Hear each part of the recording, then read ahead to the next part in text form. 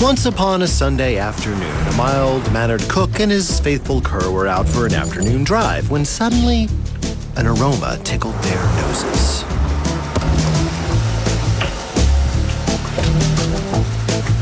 Feeling rather rumbly in his tumbly, the cook decided to investigate.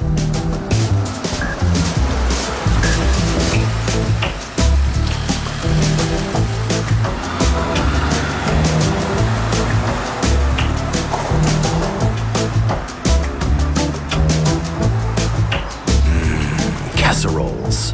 If there was anything the cook could not resist, or his dog for that matter, it was casseroles.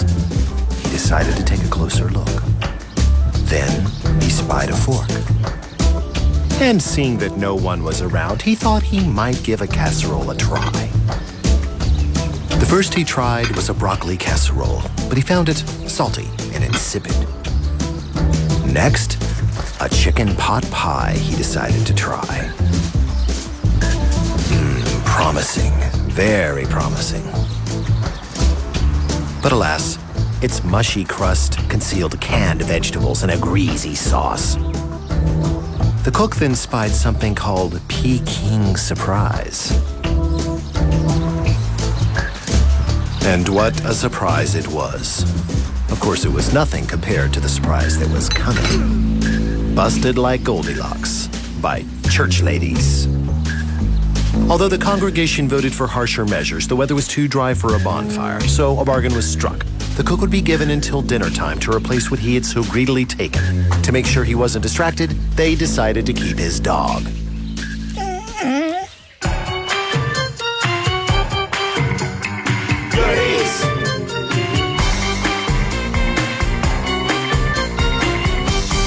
Before getting started, the cook decided to amass some casserole knowledge. Etymologically speaking, the word casserole was French for saucepan, from the Middle French casse or pan, from the Middle Latin katia, and he figured probably the Greek kaiathos, meaning bowl or cup. So, technically, any wide, shallow cooking vessel with two handles and a lid could technically be called a casserole.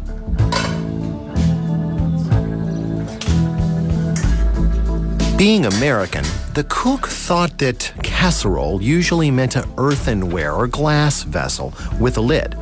Without the lid, it would be nothing more than a baking dish.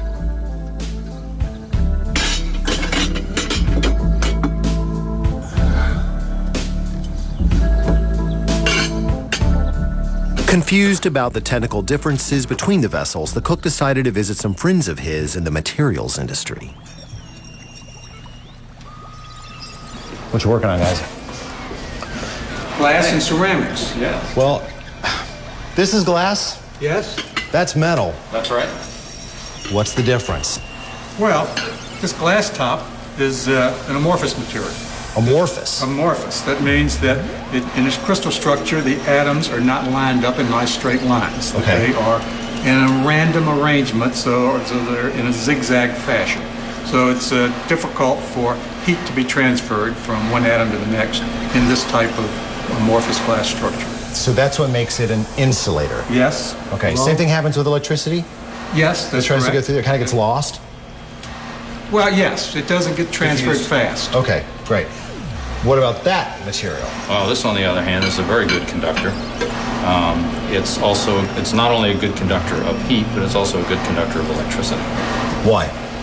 The atoms, again, this is a crystalline material as opposed to the non-crystalline ceramic that you have in this casserole dish over here. So it's the crystalline nature of the material. Meaning that everyth's all lined up, Everything nice, is pretty exactly. rows?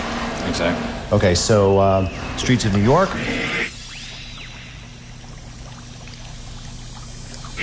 Streets of London.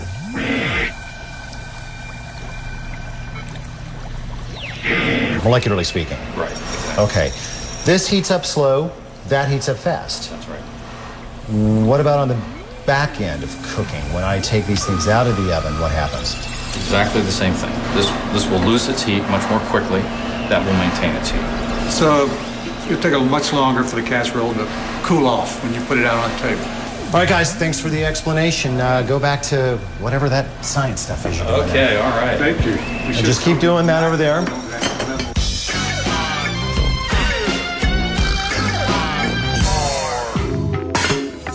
Since he didn't relish the idea of giving all his casseroles away to dog nappers, the cook used his newfound knowledge to discover an alternative vessel. An alternative which wouldn't cost him a dime. Now, all he had to do was find something to put in his casserole. The cook was certain that somewhere along the line, the word casserole had come to signify not only a vessel, but the food cooked in it. Seeking guidance, he turned to books. But curiously, few of the recent periodicals made mention of casseroles. So he decided to call his friend the nutritional anthropologist. Well, despite its French genealogy, the concept of the one-dish meal was actually perfected by American cooks who were seeking to make ends meet through 2 world wars and a nasty bout of depression. Then during the 1950s and 60s, home magazines told housewives that the casserole would set them free, especially if they relied on those space-age processed foods that were so heavily advertised in their pages. Meantime, having heard enough, he decided to leave the anthropologist to continue her lecture in peace. If the 50s represented the height of the casserole craze, then the cook assumed his grandmother's recipe file would be rife with possibilities.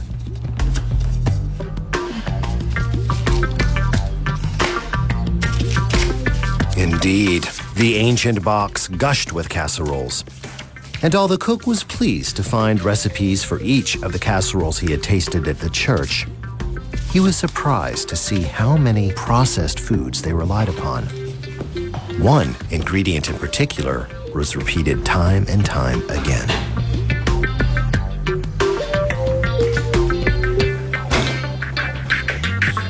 Cream of mushroom soup with nearly 800 milligrams of salt per serving. No wonder such casseroles had fallen from grace.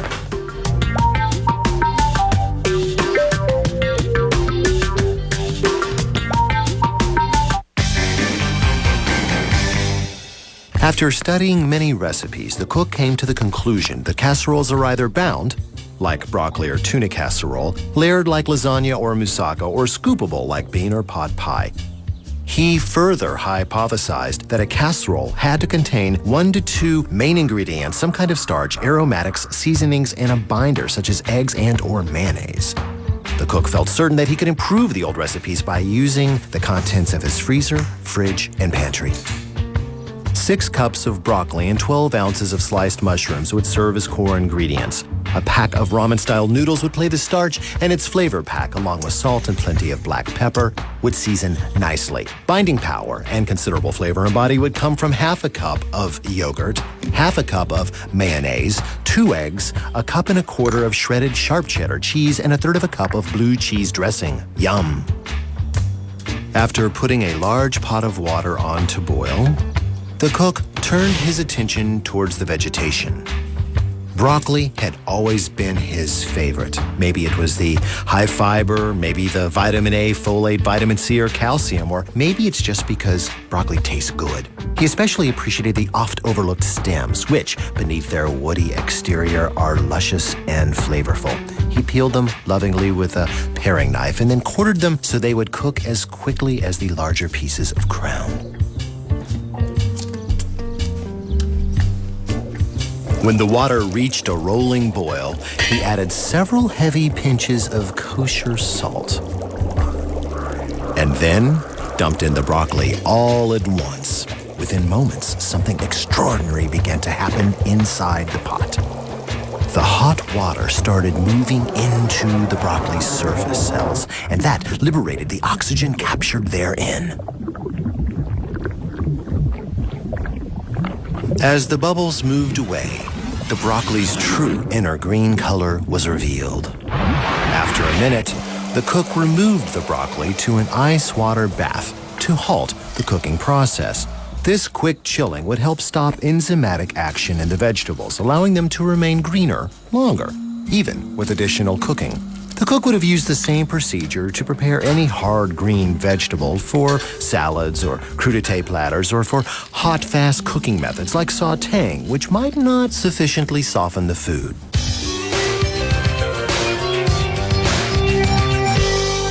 After sautéing the mushrooms in a pat of butter, the cook turned off the heat and stirred in the broccoli. Then came the remaining ingredients. The mayonnaise, the yogurt, the blue cheese dressing, yum, the eggs. Since there was already fat in the pan and reduced heat, the eggs would certainly not scramble. Half the cheddar cheese and the ramen noodles, crumbled. How could he get away adding raw noodles to a casserole? Because ramen noodles are cooked then deep fried before being dried and packaged. Last came the flavor pack. The cook then stirred to combine, rather sloppily, I might add. The chunky and rather unappetizing looking goo went into the only casserole he was willing to part with. He was pretty sure it wasn't his and might very well have been left over from a previous church social pillaging. He lubricated it liberally with non-stick cooking spray before dosing in the goodness. He contemplated momentarily whether he had chosen too small a vessel. If he had decided to use a larger one, he could have packed the mixture much more lightly, which would have resulted in a crisper, less moist casserole. By packing it into the smallest casserole possible, he guaranteed that it would remain dense, moist, and sliceable, but only if he packed it down, reducing the airspace inside. Next came several grinds of good black pepper, and last but not least, the remaining cheddar cheese. This would create not only a delicious crust, but a physical binder that would help to hold it together for easier slicing later. The casserole then went into a 350-degree oven for 45 minutes. Lid on, please. 45 minutes later, the lid was removed so that the cheese on top could solidify, creating a crunchy, yummy exoskeleton. Like a cake, all casseroles need to cool for at least half an hour before cutting so that the starch and protein structures can set. This gave the cook time to contemplate chicken pot pie.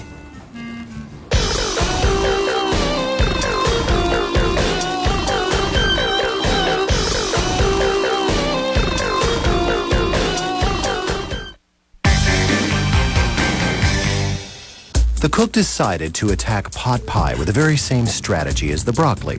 Leftover chicken would be the core ingredient along with vegetables. Since he was pressed for time, he'd use a frozen medley he kept on hand, augmented with fresh onions and his very favorite aromatic of all, celery. These he would saute in just a wee tiny bit of canola oil. As for the binder, he would pass on the canned soup and make a roux out of flour and butter. After cooking this with the sauteed vegetables, he would add chicken broth, low sodium, and finally, for richness and flavor, milk. How wholesome. Seasoning would come, of course, from salt and pepper, but then he would invite some unusual guests to the party: curry powder and dried parsley flake. Last but not least, the entirety would be lidded with puff pastry. The cook heated a saute pan over medium heat and then sweated both the celery and the onions in the canola oil. Since it was a sweat, he went ahead and added the salt to help pull flavor and moisture out of the vegetables. He stirred then until they were soft. Then, pushing them off to the side, he added 2 tablespoons of butter to the middle of the pan, along with the flour and the curry powder. Curious. These he stirred together until smooth, allowing it to cook to flavor. He then roasted the veg medley in the oven and heated the broth and milk in a microwave to get it close to boiling. That way, the sauce would come together much quicker. Clever chap, sometimes.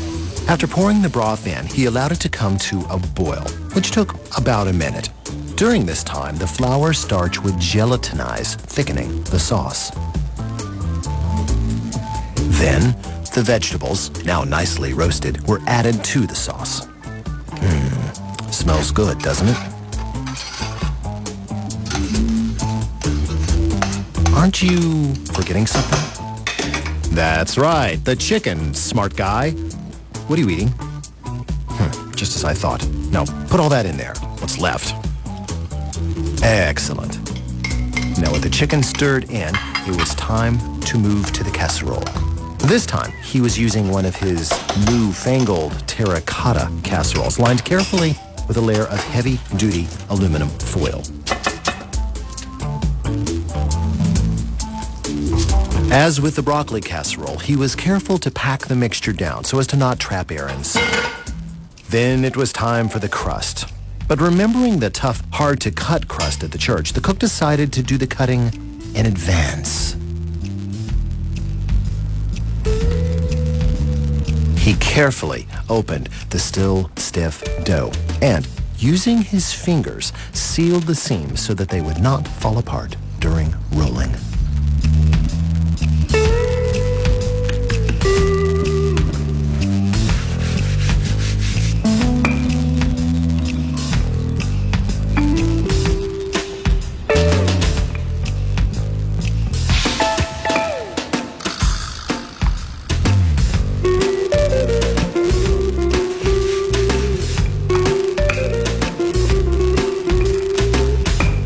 He then decided to utilize a fork to perforate or dock the dough.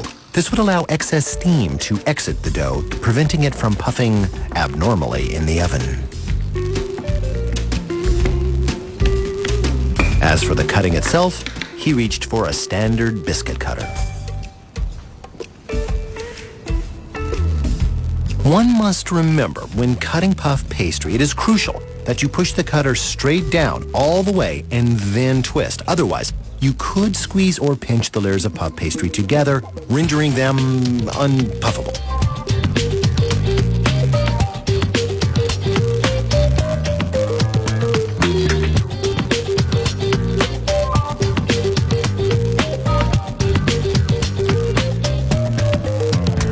The rest of the dough would be saved for another occasion.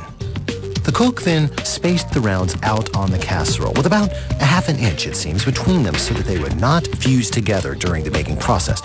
Very, very clever. Very nice indeed, although he does have a few touching.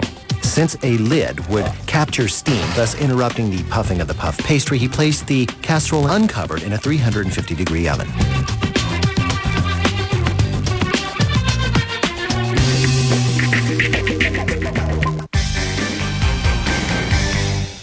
After 45 minutes, the casserole was cooked, and the rounds on top golden, brown, and delicious.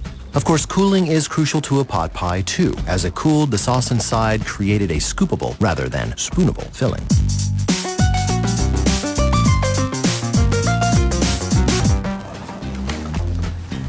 The cook packed up the casseroles he had already prepared, placing newspaper in between them as insulation. Of course, he still had one casserole to go, and not much time to do it in. Would he ever see his beloved pup again? What would he do? He turned to his faithful refrigerator. What is he up to? Ah! Leftover Chinese food it's to be. With whipping cream? And more chicken broth. He must own stock in that company.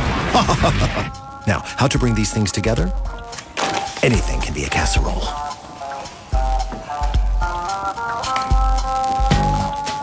He began with 2 cups of the chicken broth,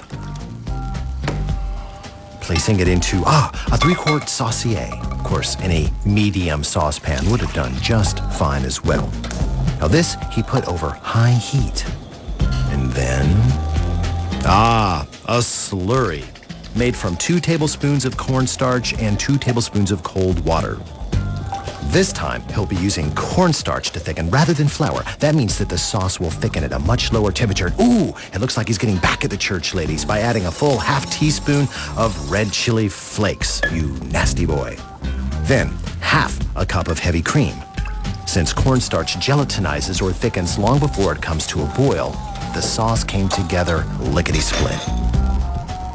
This he poured over what seems to be 2 pints of leftover garlic shrimp with Chinese vegetables and a little bit of leftover white rice. After pouring on the sauce, he jiggled the casserole to help the sauce move down into the air spaces. For a crunchy topping, panko or Japanese breadcrumbs. Well, there he has it. Leftover ingredients, got vegetables, binders, a starch, and a nice crusty top. This he covered with another terracotta pot and baked for 45 minutes. With the purloined casseroles properly replaced, there was nothing the cook could do but await the verdict.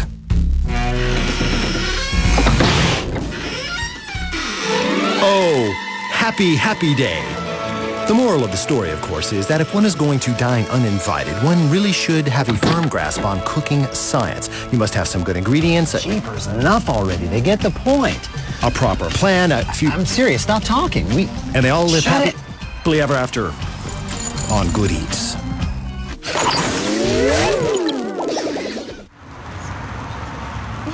Sorry. We got enough of that.